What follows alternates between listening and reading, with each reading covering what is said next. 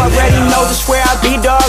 I ain't being cocky, but Philly what I'm reppin'. Watch me check it like it's hockey. I ain't tryna get it twisted. If you get it, then you got me. If you with it, cool. If not, I'll treat you like a Tamagotchi. I'ma let you down point. Yeah, I never disappoint.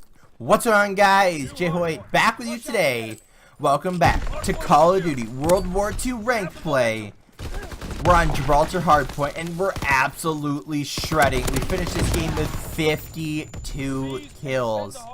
And as you can probably tell, I'm going off. I'm not missing. I'm doing very, very well. But anyway, guys, I wanted to talk about competitive, right? As I've been doing recently, I want to talk about competitive.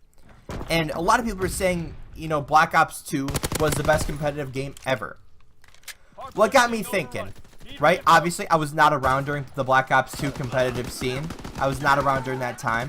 So I wasn't there to experience the tournaments and what happened. So I do know a little bit about that time due to, you know, prior research, obviously, and, you know, hearing people talk about it. However, it got me thinking. Right? Why was Black Ops 2 so competitive? And why did everyone think that was the best competitive game ever? So let's think about it. So let's just start, I guess we'll start right with the weapons. Right? Submachine guns. You had basically one. Right? You had the MSMC in Black Ops 2. Then you also had the Scorpion, which was a fast fire rate gun, which was good for a while. But also, I believe it was super inconsistent, if I'm not mistaken. Then you had the PDW, which was nerfed and buffed a ton of times, but was also super inconsistent, not nearly as good as the MSMC.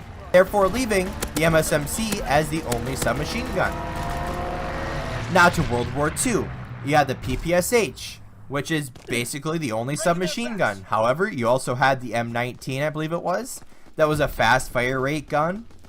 That was super inconsistent.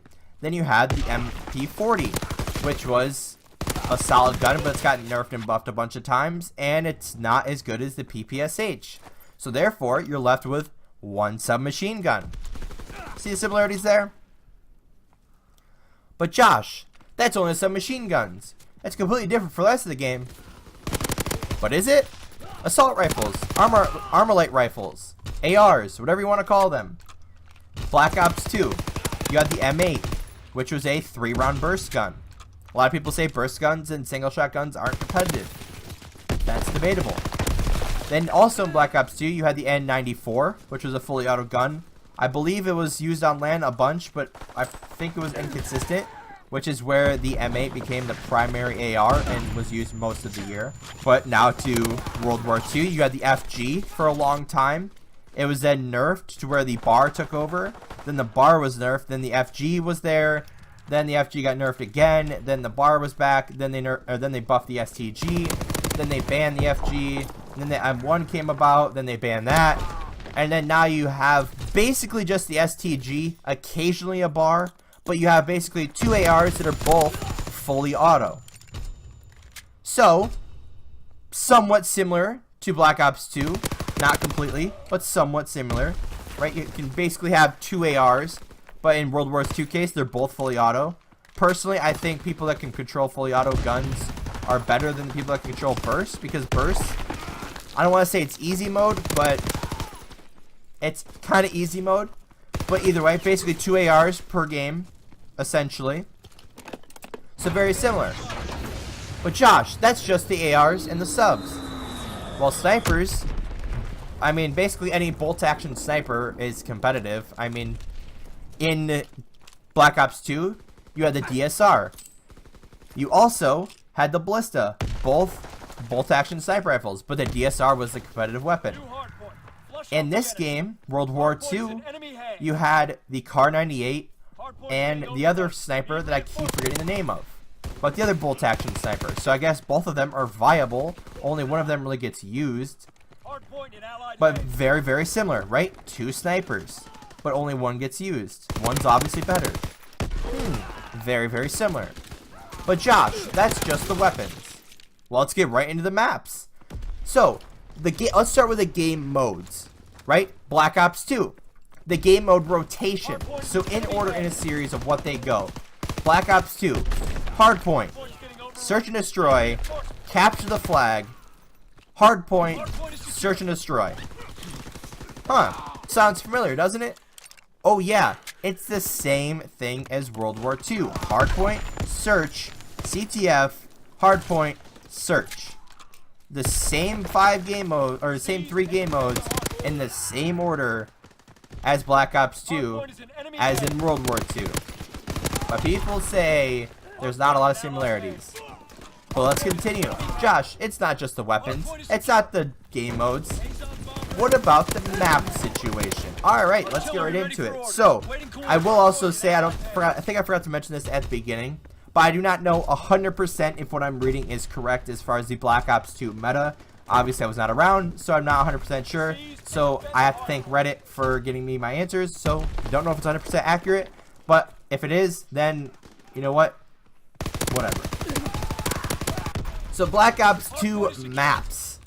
So again, like I said, I don't know if they're accurate or not, but if it is, hardpoint, you had slums, raid, standoff, and Yemen. 4 hardpoint maps for Black Ops 2. In World War II, you have London Docks, Saint Marie du Mont, Ardennes Forests, and Gibraltar. Then more recently, they added Valkyrie, which made 5 maps for hardpoint. So a little bit more variety.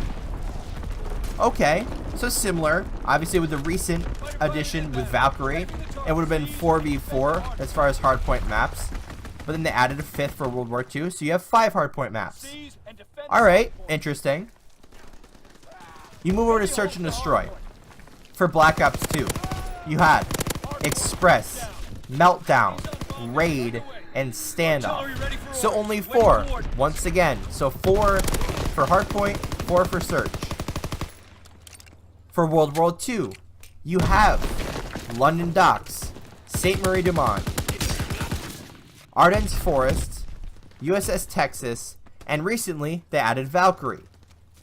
So 5 search and destroy maps. So 1 more than Black Ops 2. So 1 more hardpoint map and 1 more search map in hardpoint and search. Alright. What about CTF? Right? There's still 3 game modes. CTF for Black Ops 2, Raid, Slums, and Standoff. So only 3. So they go from 4 in hardpoint, 4 in search, and then down to 3 in CTF. In World War II, you have Flak Tower, London Docks, and Ardennes Forest. So you have 3 CTF maps. Same as Black Ops 2, except for 1 more map in hardpoint and 1 more map in search. Huh, very similar, right? But then you go with the competition. Now, again, I do not know 100% what I'm about to say is accurate, but if I'm not mistaken, it was the complexity show back in Black Ops 2, to where complexity dominated pretty much everything. Then occasionally, you know, someone else would win. But I'm pretty sure it was just a 1 team, or I should even say a 2 or 3 team domination the entire year. In World War II, you've had TK win 2 events back to back. You just had Rise win an event. Then we have more events coming up. But so far you've had 2 winners. Right? That's very close. Isn't it? But then you look at, you know, like if you look at contenders right now, that you could like confidently say this team could win a tournament. How many teams could you count? I'd say about 10 right now for Call of Duty. Right? You have Rise, you have TK, you have Optic, you have FaZe, you have LG, you have E-United, Splice, Red Reserve. Like, that's 8 right there. The other 2 I'd have to really look on paper to see who I'm forgetting. But there's a lot of good teams out there right now. So let's even just say 8 teams. 8 teams. They're all in contention of winning a championship. That's insane. Right? If, again, not 100% sure, but back in Black Ops 2, there was not a lot of very, very good elite teams. So it was always just like, oh, who's your prediction to win? Pretty much the same team every time. So what I just don't get is people say Black Ops 2 was the best competitive game ever.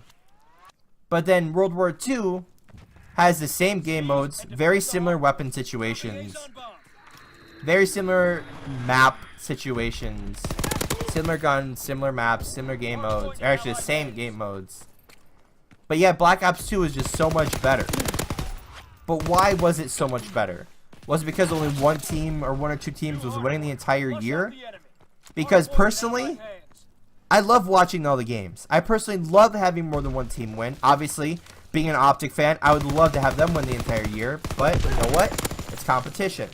Hey guys, I'm going to wrap it up here. If you did enjoy, hit that like button down below. Comment what you guys think of the competitive scene. You know, what you guys think of what could make competitive Call of Duty better. What your guys' thoughts of Black Ops 2 compared to World War II is. And what you guys think would make, competitive Call of Duty just a better place for everyone. But as always, guys, subscribe for more, and we'll see you next time.